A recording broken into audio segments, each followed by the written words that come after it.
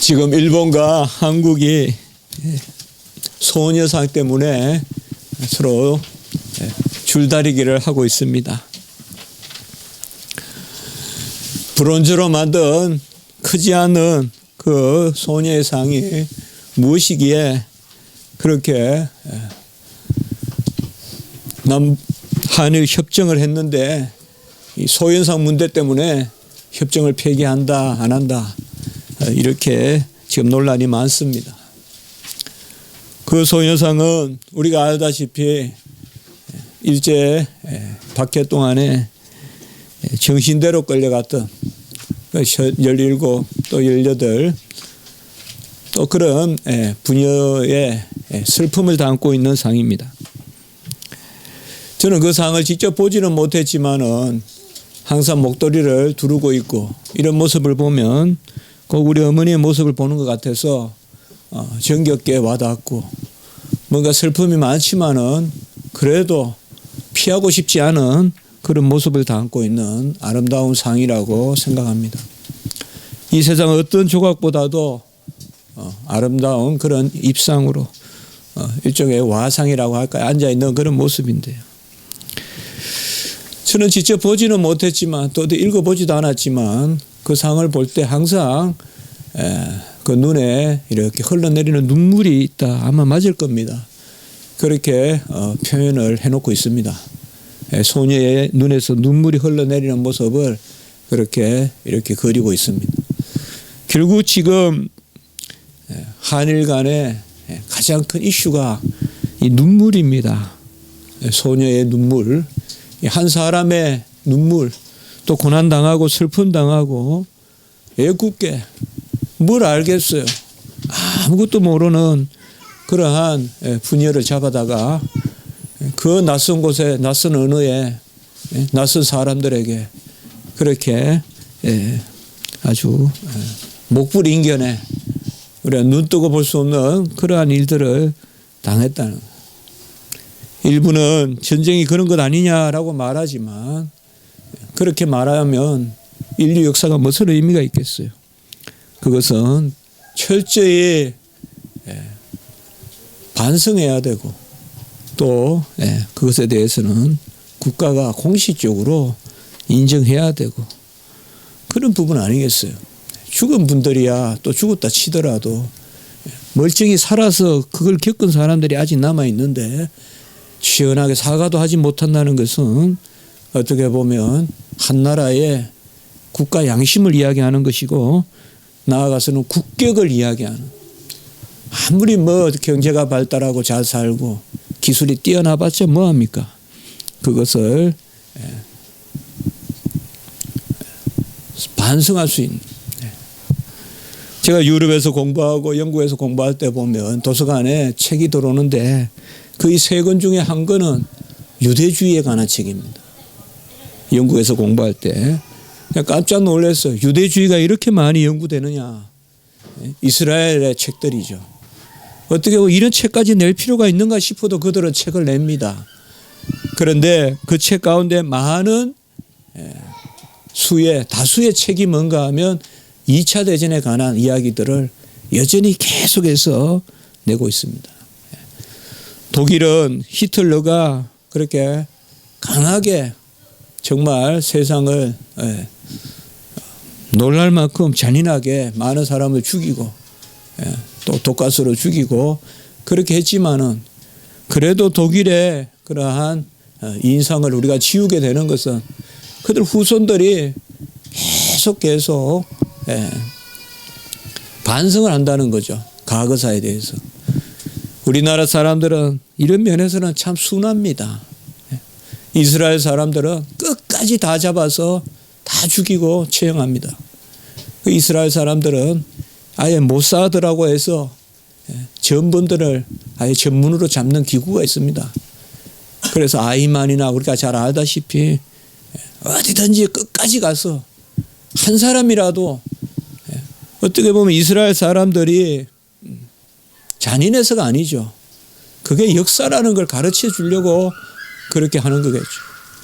역사를 다 잊어버리고 뭐 그럴 수도 있지 않겠냐라고 말한다면 우리가 어떻게 후손들에게 본을 보일 수 있겠습니까? 또 그런 상황이 일어나면 또 그래도 된다고 생각하지 않겠습니까? 또 전쟁이면 무슨 일이든 할 수 있다고 생각하지 않겠어요? 지금 우리에게 중요한 것은 바로 이 눈물. 주님은 눈물을 닦아주기 위하여 이 땅에 오셨습니다. 시편 기자는 하나님께서 자신의 눈물을 헤아려 달라고 그렇게 기도했습니다. 시편 56편 8절에 보면 나의 눈물을 주의 병에 담으소서. 내가 얼마나 눈물을 많이 흘리는지 주의 병에 담으소서. 우리도 기도하다 보면 바닥이 흥건히 눈물로 젖어 있을 때가 있지 않겠습니까? 시편 기자는 내 눈물을 주의 병에 담으소서. 인생의 여정은 눈물 없이 수놓아지지 않습니다. 기쁨의 눈물이든 슬픔의 눈물이든 간혹은 이별의 눈물이든 만남의 눈물이든 어떻게 보면 우리 인생의 가치는 이 눈물의 양식을 먹고 사는 것이 바로 인생이다라고 생각해 볼 수가 있겠습니다. 시편 80편 5절에 보면 주께서 그들에게 눈물의 양식을 먹이시며 많은 눈물을 마시게 하셨나이다 라고 이렇게 말했습니다. 주님이 사랑하는 백성들에게 왜 눈물을 주십니까? 그런데 시편 기자는 주께서 자기의 백성에게 눈물의 양식을 먹이고 많은 눈물을 마시게 했다라고 이렇게 말하고 시편 42편 3절에 보면 내 눈물이 주야로 내 음식이 되었도다라고 이렇게 말하고 있습니다. 손을 들어도 눈물이 나고 고개를 돌리도 눈물이 나고 음식을 씹어도 눈물이 나고 그것을 시편 기자가 표현하고 있는 것입니다. 야곱은 자신의 생애 130년을 돌아보고 험악한 세월을 보냈다라고 이렇게 이야기했습니다. 우리는 옛날 사람들의 이야기는 좀 더 드라마틱하고 좀 더 극적이고 그래야 와닿았는데 실제로 우리가 그런 삶을 본다 하면 야곱이 얼마나 험악한 세월을 살았습니까? 형에게 쫓기는 일부터 또 20년간 거기에 외진데 가서 살고 20년을 속아서 살았다. 물론 아내를 얻고 그렇게 하지만 그리고 또 딸이 강간을 당하고 뭐 이런 일들이 끊임없이 일어나죠. 마지막까지 또 요셉이 실종되고 없고 요셉이 실종되고 그 또 형들이 요셉을 결국은 팔아넘기고 그래서 또 애국까지 내려가고 그 얼마나 참 인생이 다사다난합니까? 아무것도 아닌 것 같지만 성경 속의 인물들은 우리의 삶의 단면을 보여주거든요. 우리도 뭐 하루 아무 일 없으니까 평생 아무 일 없겠지 하지만은 우리의 삶이 그렇게 녹록합니까? 우리의 삶이 역사죠. 눈물이 마를 새 없이 험악한 세월이 우리 눈앞에 놓여 있고 그래서 눈물 골짜기를 우리가 간다라고 그렇게도 표현하고 있습니다. 눈물의 골짜기를 간다. 어떻게 보면 인생의 무게는 눈물의 질량이다라고 이렇게도 한번 표현해 볼 수가 있겠습니다. 시편 6편 6절에 보면 내가 탄식함으로 피곤하여 밤마다 눈물로 내 침상을 띄우며 내 요를 적시나이다라고 이렇게 노래하고 있습니다. 얼마나 눈물을 많이 흘렸는지 물론 비유지만은 눈물로 내 침대가 그 물 위에 띄고 침상이 눈물 위에 뜨고 그리고 요가 눈물로 적셔졌다라고 이렇게 말하고 있습니다. 세상에는 여러 종류의 눈물이 있습니다. 그냥 기쁨의 눈물도 많이 흘립니다. 그러나 대체로 눈물은 슬픔의 눈물, 억울함의 눈물 그런 것이 많죠. 욥기 16장 20절에 가보니까 나의 친구는 나를 조롱하고 내 눈은 하나님을 향하여 눈물을 흘리니 욥의 고난이 아주 많지만은 욥이 눈물을 흘릴 정도로 가장 고난이 심했던 거. 이 바로 신앙의 문제거든요. 신앙의 문제예요. 욥의 고난은 갈수록 커지는 거거든요. 재산을 잃고 자식을 잃고 그리고 아내하고도 관계가 소원하고 그리고 친구들이 찾아와서 위로는커녕 신앙을 가지고 따진다 이 말이에요. 네가 뭐 그래 믿어야 되겠냐. 그게 가장 힘들더라 이거예요. 욥이. 어떻게 보면 우리 믿는 자들에게 가장 힘든 것이 신앙에 관한 시험이거든요. 신앙이야. 아이고 평소에 못 믿어서 저런 고난 당하지. 평소에 믿음이 부족하니까 저런 어려움을 당하지. 그렇지 않거든요. 그렇게 따지면 고난 많이 당한 사람이 믿음 없다면 히브리서 11장에 나오는 분들은 전부 믿음 없는 분들이네요. 그분은 전부 다 고난을 당한 분들인데 그건 아니거든요. 바로 친구들이 와서 조롱하고 그래서 하나님께 눈물을 흘리고 아무 의지가 없다 이 말이에요. 욥을 볼 때 끊임없는 세상의 조롱 가운데서 흘리는 그 눈물, 그 눈물이 바로 우리 인생의 그러한 단면을 보여준다라고도 말할 수가 있습니다. 눈물은 우리 인생의 마지막 표현이라고도 볼 수 있습니다. 저는 우리 장모님이 우리 어머니 돌아가시는 건 뭐 알지도 못했고 우리 장모님 돌아가기 전에는 병원에 갔을 때 거의 몸을 움직이지 못하시면서도 눈물을 흘리시더라고요. 그 제가 생생히 서울대병원에서 기억이 나요. 아, 눈물은 마지막까지 표현이 되는 거구나. 그런 생각을 했습니다. 몸을 움직이지 못하고 말을 못해도 눈에는 눈물이 난다. 마지막 우리가 표현할 수 있는 게 어떻게 보면 눈물입니다. 어떻게 보면 눈물은 우리 육체가 연약할수록 더 힘차게 솟구치는 어떻게 보면 가장 근원을 알 수 없는 인격, 우리의 인격을 드러내는 그것이 눈물입니다. 무슨 힘을 쏟아서 나는 것이 아니라 힘이 있어서 나는 것이 아니라 아프리카에 아이를 먹일 젖이 없어도 그 어머니에게 그 눈물이 마치 까만 청동에 눈물이 흘러내리듯이 우리 지금 소녀상의 눈물같이 말이에요. 아프리카의 그 가난한 그런 모습, 아프리카가 가난하다는 말은 아닙니다만 그런 모습을 우리가 보잖아요. 젖은 안 나와도 눈물을 아이 앞에서 흘리는 이런 모습을 볼 수가 있습니다. 히스기야는 죽게 되었다는 통보를 받았습니다. 죄도 지었고 병도 들었습니다. 그냥 절망했으면 뭐 이제 끝이구나. 하나님이 한번 말씀하셨으니 끝이지 라고 했으면 히스기야는 죽어버렸을 것입니다.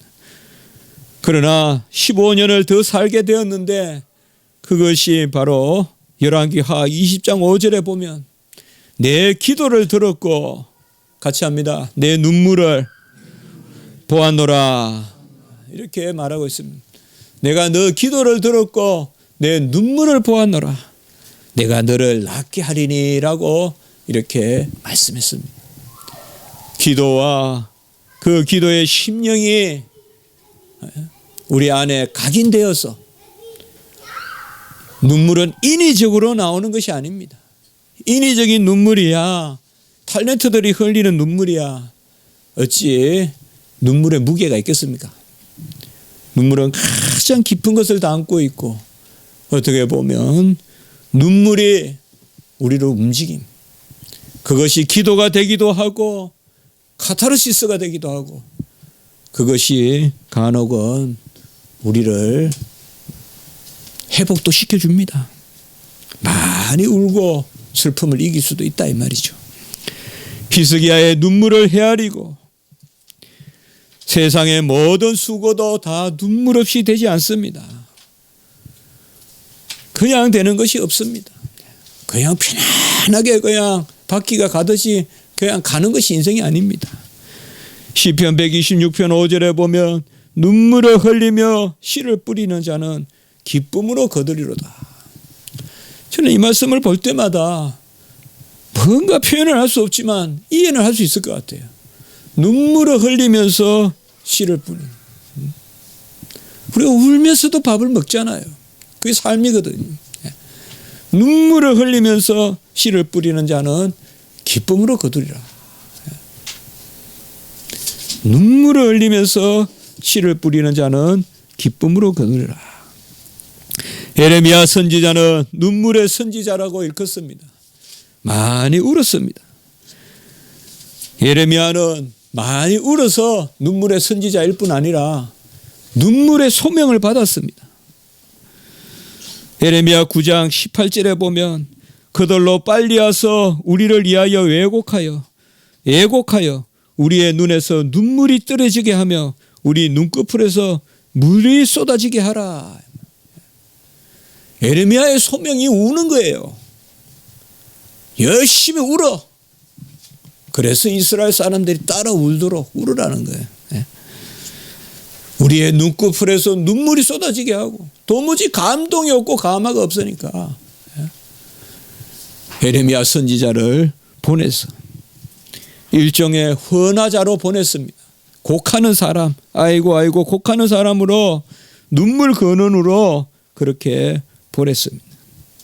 예레미야 9장 1절에 보면 어찌하여 내 머리는 물이 되고 내 눈은 눈물 근원이 될꼬라고 이렇게 이야기했습니다.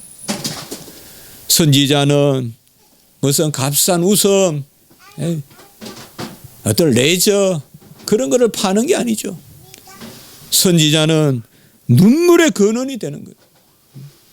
기쁨의 눈물이든 슬픔의 눈물이든 바로 여호와께서 달아보시는 눈물의 근원이 되는 것이 선지자입니다. 그저 템포에 맞춰 춤추게 하고 그저 자기 암시에 빠져 잠시 희락에 빠지게 하는 세상에 유의를 주듯이 하는 그런 것이 선지자가 아니다 이 말이에요. 내 눈이 눈물의 근원이 될 거라고 이렇게 이야기했습니다. 예레미야 예가는 특별히 눈물의 노래입니다. 이로 말미암아 내가 우니 내 눈에 눈물이 물같이 흘러내리며 특별히 예가서 2장 11절에 보면 내 눈이 눈물에 상하며 라고 이렇게 이야기했습니다. 사도 바울도 사탄의 저주가 있다라고 사탄의 가시가 있다 했는데 고린도후서 12장 7절에 보면 그것을 거의 많은 분들은 안병이다, 눈병이다라고 그렇게 생각합니다. 저는 사도 바울의 눈을 많이 생각해 봅니다. 눈물에 절여 있고 그래서 눈물에 진물이 나는 그것이 바로 사도 바울의 눈이다. 안병은 눈물의 병이라고 볼 수가 있습니다. 고난과 질병과 수고와 회개와 그리고 바로 기도의 눈물이 그 가운데 있는 것입니다. 시편 39편 12절에 보면 여호와여 나의 기도를 들으시며 나의 부르짖음에 귀를 기울이소서. 같이 합니다. 내가 눈물 흘릴 때에 잠잠하지 마옵소서. 그렇게 말씀했습니다. 눈물 콧물 흘리면서 기도하면 하나님이 불쌍히 여기십니다. 어떻게 보면 눈물이 남아있다는 것은 가능성이 있다는 것입니다.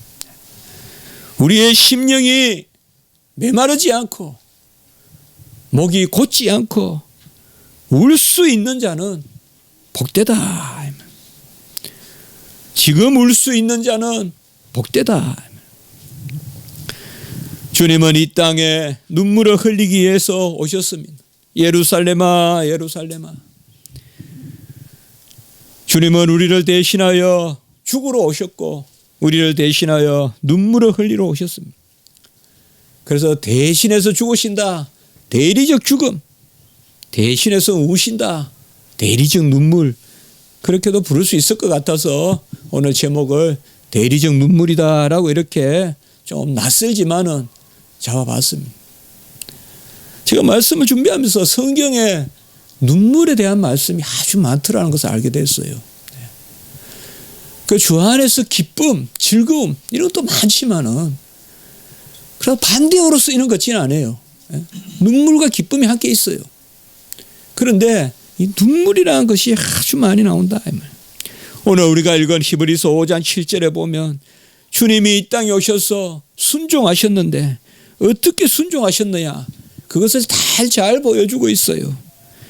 그는 육체에 계실 때에 그러니까 우리의 몸으로 이 땅에 오셔서 자기를 죽음에서 구원하실 이에게 하나님께 심한 통곡과 눈물로 간구와 소원을 올렸다.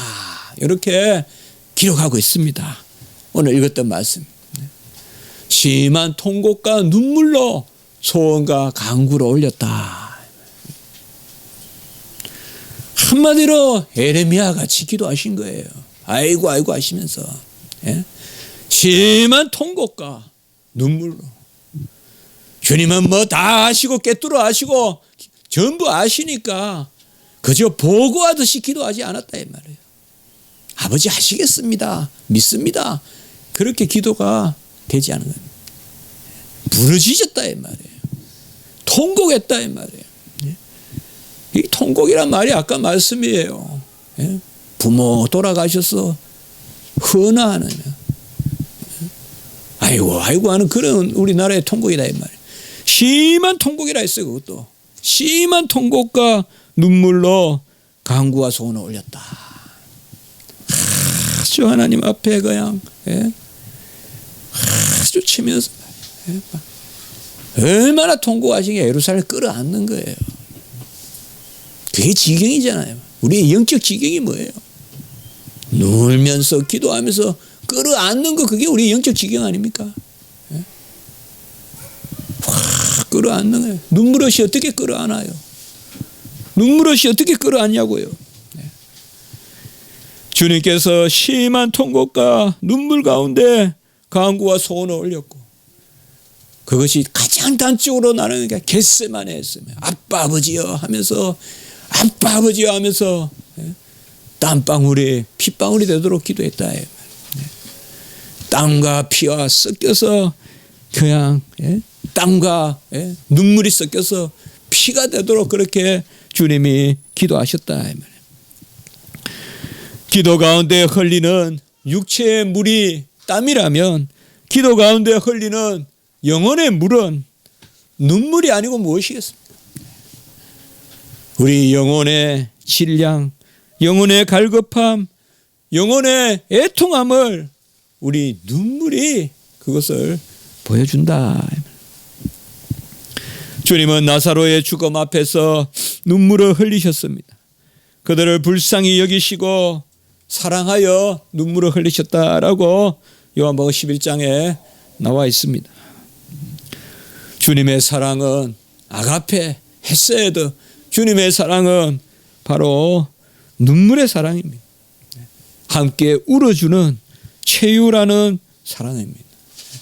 그들을 제3자 같이 여기지 않고 그들과 하나가 돼서 예루살렘아 예루살렘아 눈물을 흘리는 것입니다. 주님은 이 땅에 양식을 주러 오셨는데 그것이 바로 시편 기자가 말하는 하나님이 우리에게 원하시는 눈물의 양식입니다. 우리에게 눈물의 양식을 주시려고 오셨습니다. 주님의 몸이 눈물의 양식이라면 주님의 피는 눈물의 음료다라고 이렇게 우리가 말해볼 수도 있겠습니다. 주님은 오병이어의 기적을 일으키시고 밤새 또 기도하시고 주님이 우리에게 구하는 것은 바로 눈물입니다. 주님은 우리의 눈물을 헤아리십니다. 억지로 우는 것이 아닙니다. 마음이 차야 눈물이 나는 것입니다. 마음이 차야 돼요. 애통함이 있어야 돼요. 연약함이 있어야 돼요. 상함이 없이 바람이 불지 않고 갈 때는 울지 않아요. 가만히 고요하고 저교한데 갈 데가 울지 않아요. 흔드는 게 있고 찌르는 게 있고 치는 게 있고 내리치는 게 있고 벗겨내는 그것들이 있을 때 우는 것입니다. 어떻게 보면 눈물의 기적이 우리에게 있는 것입니다. 눈물이 있는 한 기적이 있습니다. 지금 우리가 울 수 있는 한 기적이 있습니다. 누가복음 6장 21절에 지금 우는 자는 복이 있나니 너희가 웃을 것이며, 분명히 믿으시기 바랍니다. 지금 우는 자는 복이 있나니 너희가 웃을 것이니. 시편 30편 5절에는 저녁에는 울음이 깃들지라도 아침에는 기쁨이 오리다. 주님은 우리 안에서 이 일을 행하시는 거예요. 밤에는 울음이 기수갈지라도 아침에는 기쁨이 동트듯이 그냥 기쁨이 싹 들어오신다. 알 수가 없어요. 알 수가요. 그냥 쇄도예요. 그야말로. 쇄도란 말이 뭡니까? 파도가 밀고 들어오는 거 아닙니까? 파도가 밀고 들어오듯이 우리 안에 그냥 기쁨이 싹 들어와요. 이걸 우리는 믿어야 돼요. 끝이 나지 않는 터널은 없습니다. 우리 앞에 놓여진 모든 터널은 잠시 어두운 가운데 있는 듯 하지만 장마철에 구름과 같아서 1년 내내 비가 올 것 같지만 분명히 개이거든요. 우리의 인생도 마찬가지입니다. 눈물을 흘리십시오. 지금 우는 자가 복되다고 했습니다. 지금 애통하는 자가 복되다고 했습니다. 지금 슬픔을 눈물을 절망으로 삼지 마십시오. 우리는 절망의 눈물만 흘리지 않으면 돼요. 하나님 앞에서 소망을 가지고 껍질을 베듯이 그렇게 하나님 앞에 나갈 때 우리의 눈물은 하나님께 드리는 제물입니다. Our tears are an offering to God. 우리의 눈물은 하나님께 드리는 제물이다. 하나님은 눈물을 달아보십니다. 눈물의 양을 헤아리십니다. 우리가 울 수 있는 자는 복된 자입니다. 역으로 눈물이 마른 우리는 더 애통해야 됩니다. 기도해야 됩니다. 눈물의 제물은 속죄의 제물입니다. 내 죄를 사하달라고 하나님 앞에 나아가는 것입니다. 하나님과 도무지 어울리지 않는 나의 모습을 놓고 한탄하는 그러한 눈물입니다. 이러한 애통의 눈물은 하나님을 인정하는 눈물이고 하나님 앞에 여전히 공고함이 있는 우리 자신을 데려가는 그러한 눈물입니다. 애통은 저주가 아닙니다. 애통은 우리에게 큰 힘이 되고 애통은 하나님께 나아가는 길이 됩니다. 그래서 애통하는 자가 복이 있다라고 그렇게 말씀하신 것입니다. 어떻게 보면 세상 속에 사는 우리가 애통함이 없다는 것은 그만큼 세상에 물들어 있다는 것입니다. 그만큼 세상에 젖어 있다는 것이에요.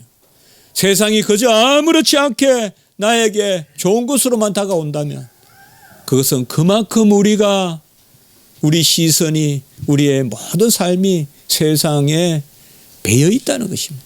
익숙해져 있다는 것이에요. 그러므로 애통함이 있어야 돼요. 이 애통함이 어떤 사람은 열심당원으로도 가고 주님의 시대 때 어떤 사람은 테러도 하고 그러나 우리는 이 애통함을 여호와 앞에 눈물로 발산해야 돼요. 우리는 성도는 어떤 경우든 이런 애통함에 무기를 들어서는 안 돼요. 흉기를 들어서는 안 된다 이 말이에요. 우리의 애통함을 근심을 여호와께 눈물로 그게 주님이 달아보시는 눈물이에요. 성도는 슬픔을 겪을수록 부드러워져야 돼요. 세상에서는 많은 일을 겪은 사람들이 많이 입신양명하고 입지전적인 인물들이 보면 많이 거친 사람들이 많아요. 그렇게 흠모할 건 못 돼요, 여러분들. 강한 거 무조건 좋은 건 아니에요. 우리는 시련이 많고 도전이 많고 애통이 많을 때 하나님 앞에 기도해서 내가 더 부드러워져야 돼요.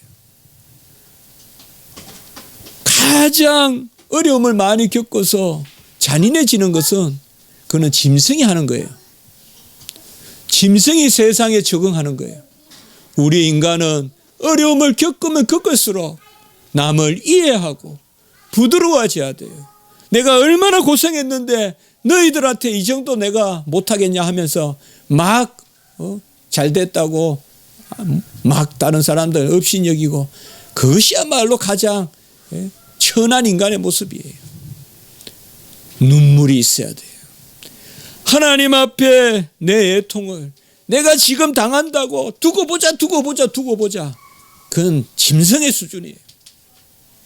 내가 어려움을 당하면 하나님 앞에 기도하고, 내가 슬픔을 당하면 하나님께 기도하고, 그래야 그것을 오히려 나를 부드럽게 만들고, 부드러워야 돼요. 우리 성도님들 다 부드러워야 돼요. 부드러워야 큰 그늘이 돼요, 여러분들. 부드러워야 지도자가 돼요. 부드러워야 지도자가 돼요. 주님이 우리에게 주는 눈물은 화목의 제물입니다. 바로 이 눈물이 하나님과 우리의 막힌 것들을 싹 걷어갑니다. 죄를 걷어가고 고집을 걷어가고 자기 교만을 걷어갑니다.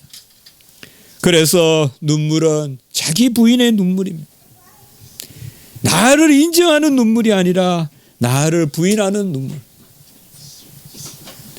그런 눈물은 마치 하나님께 나아가는 화목하는 다리와 같다. 시편 22편 14절에 보면 나는 물같이 쏟아졌으며 내 모든 뼈는 어그러졌으며 내 마음은 밀랍 같아서 내 속에서 녹았으며, 이것이 바로 하나님 앞에 나아가는 길입니다. 우리가 하나님 앞에 나아가는 길은 눈물의 골짜기를 지나야 됩니다. 눈물의 다리를 건너야 됩니다. 슬퍼하며 애통하며 울지어다. 우리가 하나님 앞에서 눈물이 있어야 돼요.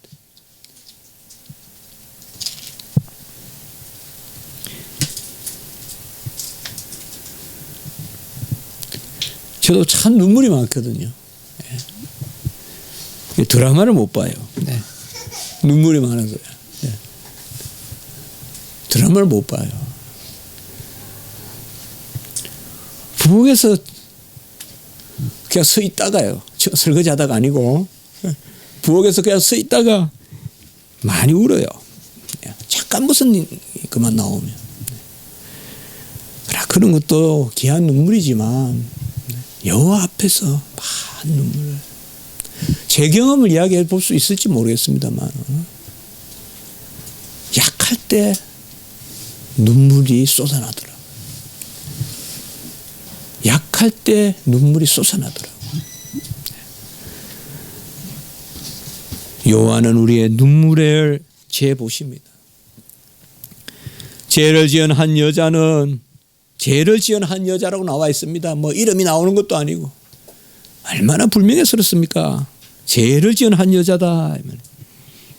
누가복음에 보면 그렇게 나와요. 이 여자는 저주받은 여인이라 바리새 집에 어떻게 들어갑니까? 못 들어가죠. 그러나 그곳에 함께 드시고 있는 주님을 만나러 뒤로 들어가서 바로 향유 옥합을 가져가서 그 향유 옥합을 눈물로 발을 씻기고 머리로 닦아내고, 머리카락으로 닦아내고, 그리고 그 발에 입 맞추고 향유를 부었습니다. 이 여인의 이름은 그냥 죄를 지은 한 여인입니다. 뭐 혹자는 막달라 마리아다 뭐다 하지만 성경은 그냥 죄를 지은 한 여자다. 누가복음에 그렇게 나옵니다. 우리도 눈물로 여호와의 발에 붓고 주님의 발에 붓고 그걸 우리가 닦고 향내나는 제물로 하나님께 드립니다. 이러한 눈물의 제물은 감사의 제물입니다. 주님 앞에 감사의 눈물, 주님 앞에 모든 것을 받았다는 그러한 인침의 눈물, 그것이 우리 인생의 가장 아름다운 눈물이라고 볼 수 있습니다. 하나님이 나에게 주셨다는 것이죠. 주님이 우리의 울음을 들으셨다는 것이죠. 그래서 우리가 주님의 즐거움에 참여하게 되는 그것이 가장 아름다운 눈물입니다.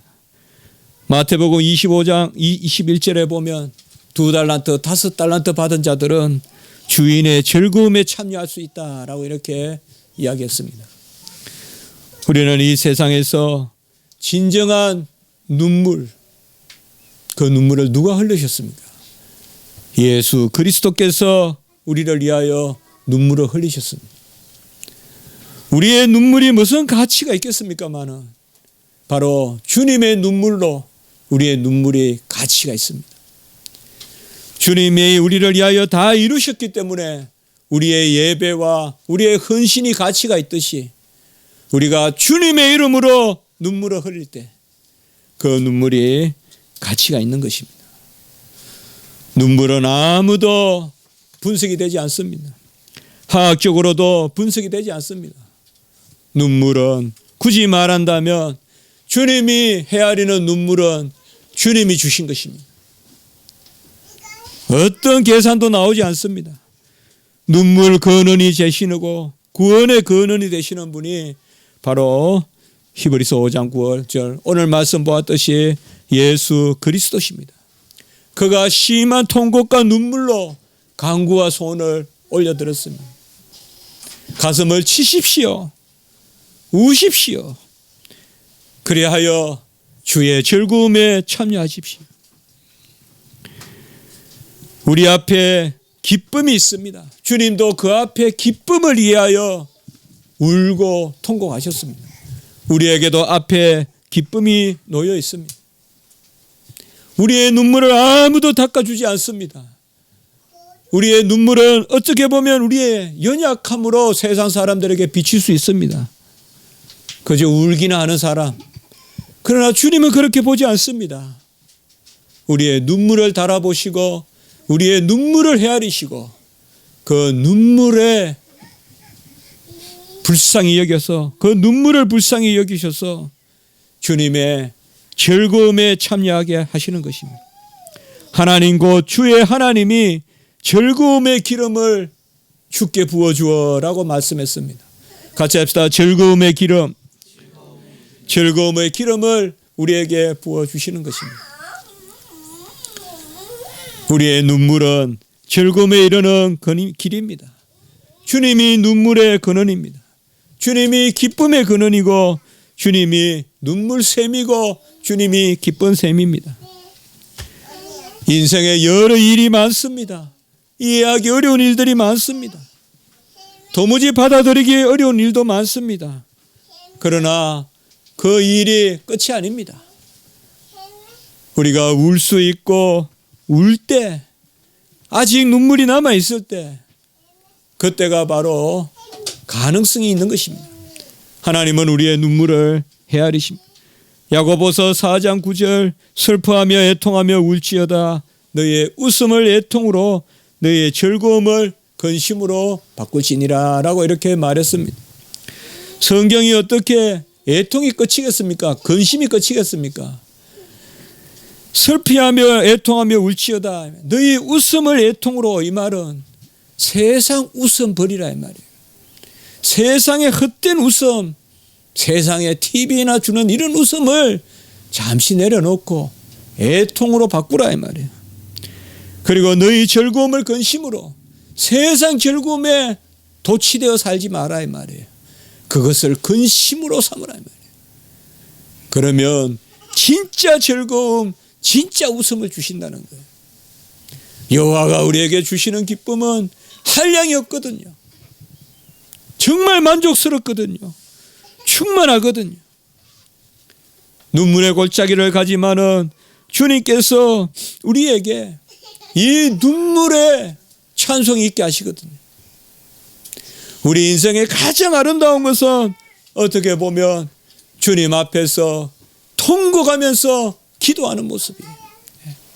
그때 우리가 가장 아름다운 소리를 내는 거예요. 피리는 때릴 때 쓰는 게 아니죠. 피리를 때리는데 박자 맞추는데 쓰면 되겠어요? 피리는 불어야 되죠. 우리 인생은 눈물이 있어야 소리가 나는 것이요. 눈물이 있어야 소리가 납니다. 오늘날 우리 기독교가 눈물을 많이 잃어버렸어요. 세례의 눈물이, 회개의 눈물이 없어요. 눈물이 없는 고백 돼버렸어요. 다시금 눈물을 회복해야 돼요. 울며 애통하는 소리가 이 땅에 꽉 차야 돼요. 서울에 꽉 차야 돼요. 다시금 모여서 기도하고 밤을 밝히고 기도하고 군데군데에서 기도해야 돼요.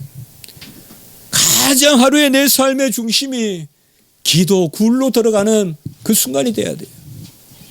내가 오늘 한 날 마지막에 앉아서 기도하는 그게 오늘 한 날에 가장 즐거운 시간이 돼야 돼요. 그게 새벽이든 그게 밤이든 나는 기도할 수 있기 때문에, 울 수 있기 때문에 나는 오늘 한 날의 삶을 영위한다, 살아간다. 그것이 우리 안에 있어야 돼요. 심령이 가난한 자는 복이 있고 애통하는 자는 복이 있고, 주님이 지금 우리에게 애통을 주고 눈물을 줄 때는 주님이 우리에게 복을 달아 보시는 것입니다. 하나님의 기쁨에 속한 자들에게는 이런 슬픔의 눈물이 있고 애통하는 눈물이 없잖아 있습니다.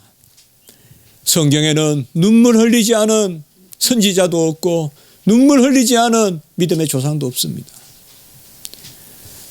많이 하나님 앞에 내어놓고 우십시오. 굳이 물리적인 그런 눈물이 아니더라도 심령의 눈물을 흘리십시오. 하나님 앞에 흘리십시오. 그런 기도는 꼭 들어주십니다. 네. 저도 어젯밤에 기도하는데 감기가 걸려서 눈물 콧물 다 떨어지게 기도했어요. 엎드려져 기도했어요. 근데 그게 다 즉시 기도 끝나자마자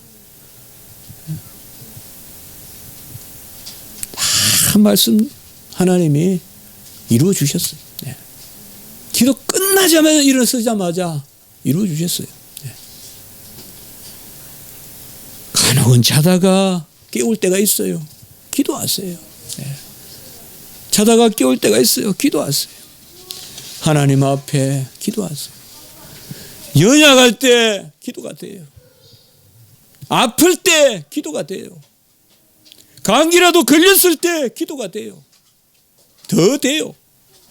히스기야가 죽음의 선고를 받았을 때 아까 말씀하셨죠. 기도와 눈물로 주님께서 들어주셨다 이 말. 우리가 아플 때 많은 기회를 주시는 거예요. 그때 울 수 있고 그때 연약할 때 울음이 우리 가운데 넘치는 거예요. 아들의 통곡은 아버지의 눈물입니다. 예레미야 14장 17절에 보면 내 눈이 밤낮으로 그치지 아니하고 눈물을 흘리리니라고 하나님이 말씀하셨어요. 우리는 조금 울면 하나님은 밤낮으로 그치지 아니하고 눈물을 흘린다. 하나님이 그렇게 우시겠다는 거예요. 우리의 애통을 하나님께, 우리의 눈물을 하나님께, 우리의 기쁨의 눈물, 애통의 눈물. 겟세마네에서 주님은 기도하시면서 주의 일을 감당하셨습니다. 계시록 7장 17절에 보면 마지막에 우리의 눈에서 눈물을 씻겨 주실 것이라고 말씀했습니다. 성도 여러분, 어려움이 있습니까? 힘든 일이 있습니까? 하나님이 먼저 헤아리십니다. 눈물이 있습니까? 눈물은 절망이 아닙니다. 눈물은 소망입니다. 그래서 소여상으로 옮기면 안 됩니다. 우리는 그 눈물에서 소망을 보기 때문에. 눈물을 잊어버리자고 하는 사람은 악한입니다. 가장 사악한 사람이에요. 눈물을 싫어하는 사람은 가장 사악한 사람. 눈물에 정서적인 공감을 가지지 못하는 그러한 민족은 고급스러운 민족이 아니에요. 그런 눈물은 되새기고 되새기고 되새겨서 다시금 우리가 그런 눈물을 안 흘리게끔 그렇게 나아가야 되는 거지.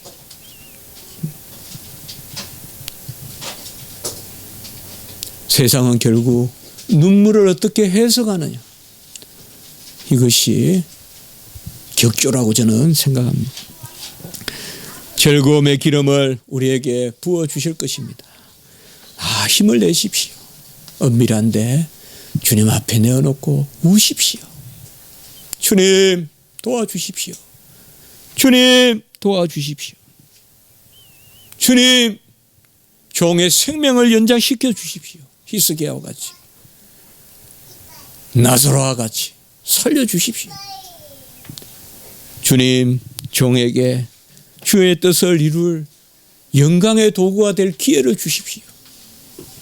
종이 가진 달란트 주를 위해 쓰고 이 땅에서 살게 하시옵소서. 그렇게 기도하시면 주님께서 다 붙들어 주십니다. 강하면 강한 대로 감사하고 약하면 약한 대로 감사한 것입니다. 기도드리겠습니다. 거룩하고 자비로우신 하나님 아버지, 눈물의 근원 되시고 샘이 되신 우리 주 예수 그리스도께서 심한 통곡과 간구로 눈물로 우리를 위하여 친히 간구하심으로 우리가 모든 일 가운데 주인의 즐거움에 참여하는 그리의 자리에 선 줄 믿습니다. 주여 우리를 불쌍히 여겨주시고 우리를 하나님의 은혜 가운데 인도하여 주시옵소서. 우리의 메마른 심령을 기름지게 회복시키시고 우리의 고든 목을 주님께서 부드럽게 하시고 우리의 심령이 촛밀같이 녹아 여호와 보시기에 합당한 심령이 되게 해 주시옵소서.